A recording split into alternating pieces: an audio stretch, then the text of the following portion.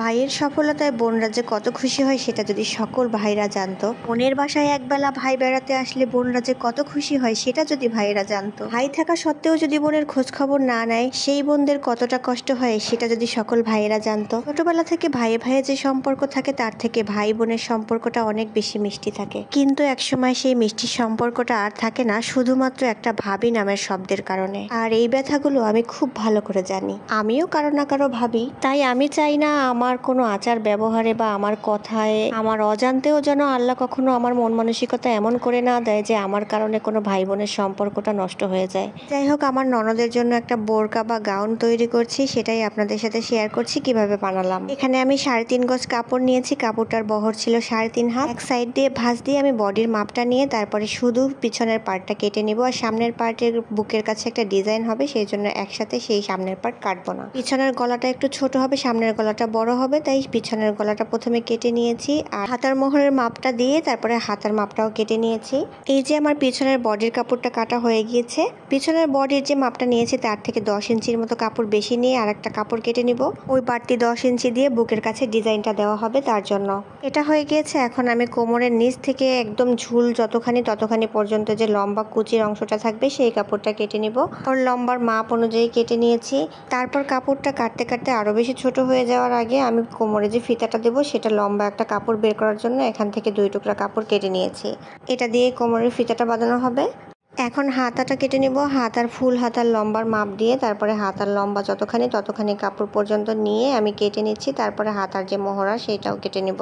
হাতাটা হাতার মাপের থেকে একটু চওড়ায় বড়সড় করে কাটছি, কারণ হাতার মাথায় একটু কুচি হবে, হাতার গোড়ায়ও একটুখানি কুচি হবে ডিজাইন, তাই একটু বড়সড় করেই কেটে নিয়েছি যেন বেশি কুচি হয়, দেখতে সুন্দর লাগে। এই গাউনটা রেডিমেড একটা গাউনের ডিজাইন থেকেই নিয়েছি, কিন্তু ভালো কাপড়ের কিনতে গেলে অনেক টাকা দাম চাই, আর যদি একটু কম দামের মধ্যে নিতে চাই তখন দেখা যায় কাপড়টা একদমই বেশি ভালো হয় না। আবার কাপড় কিনে টেইলার্সে বানাতে গেলে 500 টাকার উপরে মজুরি নেয়, তাই ভাবলাম ঘরেই বানিয়ে দিয়ে অন্তত 500 টাকা মজুরি তো বাঁচানো যাক। বডির সামনের পার্টে ডিজাইনটা দেওয়ার জন্য যে 10 ইঞ্চির মতো বাড়তি কাপড় নিয়েছিলাম সেটাকে আমি 1/2 ইঞ্চি ভাঁজ দিয়ে 1/2 ইঞ্চি গ্যাপ দিয়ে এভাবে ভাঁজ দিয়ে সেলাই করে নিয়েছি।